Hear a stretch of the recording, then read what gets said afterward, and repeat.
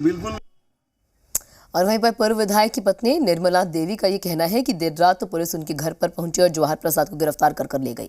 वहीं पर कई बीजेपी कार्यकर्ताओं में इसको देखते हुए भारी नाराजगी भी है।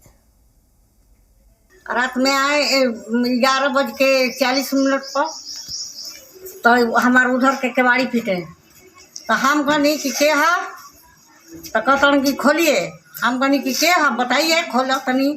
तो हम कहनी कि हम तकनी इधर से, तो देखा तनी कि पुलिस। तो हम जगह कि जाएगी के कि देखिए ना पुलिस आ गए। तो कहूँ कि ठीक बा।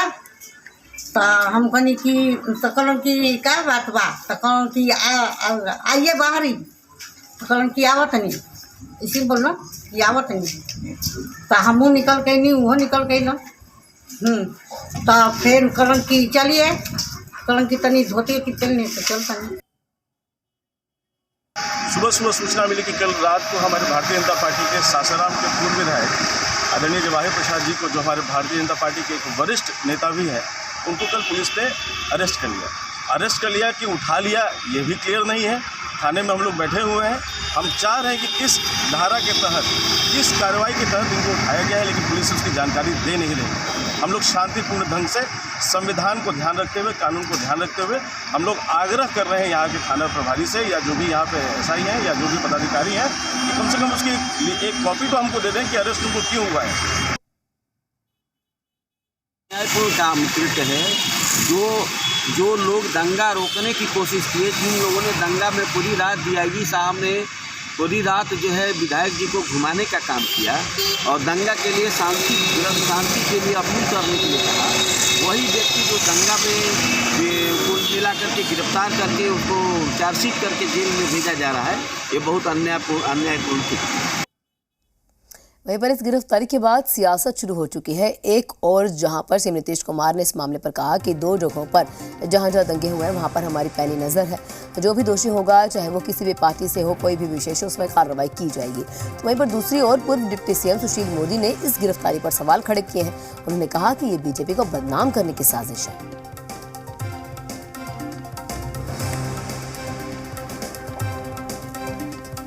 तो बड़ी खबर अब जो है सियासत इस मामले पर हो रही है, जहां पर सीएम नीतीश कुमार ने कहा कोई भी व्यक्ति विशेष हो, किसी भी पार्टी से हो, पर इस तरह का काम होगा तो उनके ऊपर कार्रवाई होगी। लेकिन वही बीजेपी की ओर से उनका वार किया गया उन पर। सबका तो खाली छपवे करता है, इसलिए हम सब पर नहीं ध्यान देते हूँ क्या बोलता है। आप अच्छी तरह जानते हैं कि यहाँ पर कहीं कोई घटना होती है तो उन सब चीजों को देखा जाता है, और अभी हाल में 2 जगह जो हुआ, तो आपको पता है ना कि सब जगहों पर कितना ज्यादा कार्रवाई हुई है। एक चीज पर होता है, और इसके अलावे कहीं पर कोई और घटना होगी तो उस पर हमारे यहाँ पुलिस जो है और एडमिनिस्ट्रेशन पूरे तौर पर सतर्क रहता है, और उसी को कहा गया है कि एक चीज को देखिए, और उसमें अगर कोई भी इसके लिए दोषी पाया जाएगा वो जाएगा, चाहे वो किसी दल का हो, कहीं का हो, इससे हम लोगों का कोई रिश्ता नहीं है। सवाल है कि जब भी कुछ होता है तो होता है, जो पता चलता है आप लोगों को मालूम है, लेकिन बीजेपी वाला किस चीज पर बोल रहा है उससे हमारा कोई मतलब नहीं। इस घटना को आज 1 महीना हो गया। जवाहर प्रसाद का नाम तो एफआईआर में नहीं था। 1 महीने के बाद अब जवाहर प्रसाद को गिरफ्तार करने जो 5 बार का विधायक रहा है, तो देखिए कि इनकी एक साजिश है कि बीजेपी को इम्प्लीकेट करो कि इन दंगों के पीछे बीजेपी का हाथ था। अरे जवाहर प्रसाद राम जन्मभूमि, राम नवमी के जुलूस में शामिल था। क्या जुलूस वाले अपने ऊपर पत्थर फेंकेंगे? और पत्थर फेंकने वाले तो दूसरे समुदाय के लोग थे। बम विस्फोट करने वाले कौन लोग थे? छतों पर किन लोगों ने पत्थर इकट्ठा कर रखा था? किन लोगों ने हमला किया? तो जो लोग शांति व्यवस्था बनाने का काम कर रहे थे, 1 महीने के बाद जो नॉन एफआईआर एक्यूज हैं उनको आप पकड़कर बंद कर रहे हैं और पूरे देश में प्रचार करेंगे कि देखिए बीजेपी की साजिश थी। तो ये देखिए एक राजनीतिक साजिश के तहत और जवाहर प्रसाद को गिरफ्तार किया गया। ये तो मैं पहले से कहता रहा हूं कि बीजेपी की षड्यंत्र है, पूरे देश में हिंदू मुसलमान का और हिंसा फैलाने इनका काम है। रामनवमी नाम का है और ज़्यादा उसमें टारगेटेड मुसलमान और मुसलमान की संपत्ति को नष्ट करने और एक दूसरे के भाईचारे को खत्म करने का इनका प्लान पूरे देश में चल रहा है। बिहार का भी उसी में चला गया, सासाराम और बेगूसराय में जो बिहार शरीफ में हुआ है बिहार शरीफ में भी बेगूसराय के नौजवान आए थे जो बीजेपी के बजरंग दल के थे, यहाँ भी वैसी हाल है। बखराया अरेस्ट होगा, सरकार काम कर रही है। उन्होंने, सरकार ने कहा था कि जो भी इसमें हिंसा में भाग लिए हैं और उसको निश्चित रूप से हम पकड़ेंगे। और वहीं पटना से वरिष्ठ संवाददाता प्रशांत झा हमारे साथ जुड़ चुके हैं और वहीं पटना से रुपेंद्र भी हमारे साथ, हमारे संवाददाता जुड़े हुए हैं। सबसे पहले जाना चाहेंगे प्रशांत झा जी के पास। प्रशांत जी, यहाँ पर ये जानना चाहेंगे, जिस तरह से जो बयान आ रहे हैं सत्ता पक्ष की ओर से कि बीजेपी जो है एक समुदाय को टारगेट कर रही है और उसी को देखते हुए इस तरह के दंगे फसाद करके उन्हें फंसाया जाता है।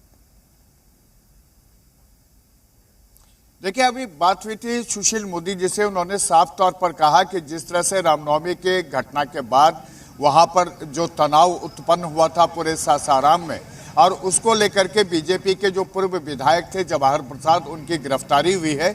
इस पर उन्होंने कहा कि जानबूझकर बिहार सरकार जो है टारगेट कर रही है बीजेपी को, और कुशवाहा समाज के जो व्यक्ति हैं जवाहर प्रसाद, उनकी गिरफ्तारी की गई है। और वो भी गिरफ्तारी रात में 12 बजे की गई है। ऐसे की गई है जैसे जवाहर प्रसाद बड़े क्रिमिनल है, ये बीजेपी का कहना है। लेकिन जिस तरह से नीतीश कुमार ने भी इस पूरे मामले पर बयान दिया और नीतीश कुमार ने साफ तौर पर कहा कि सरकार अपना काम कर रही है। एक जानकारी आपको और दे दूं कि जिस तरह से ये घटना हुई थी और घटना के बाद से ही जो महागठबंधन के दल हैं वो लगातार बीजेपी को इस मामले को लेकर के टारगेट कर रहे थे कि ये सुनियोजित घटना थी और उसको ये अंजाम दिया गया था। हालांकि जो सासाराम में घटना हुई थी, जिस तरह से वहां पर फसाद हुए थे, जिस तरह से दोनों कम्युनिटी के लोग एक दूसरे के खिलाफ पत्थरबाजी किए थे, उस पूरे मामले को लेकर के सुशील मोदी ने साफ तौर पर कहा कि जो जुलूस निकाले थे क्या वो खुद पर पथराव करेंगे। लेकिन सरकार ये मानने को तैयार नहीं है। सरकार का सीधा कहना है कि पहले से शंका थी और उसी शंका को आधार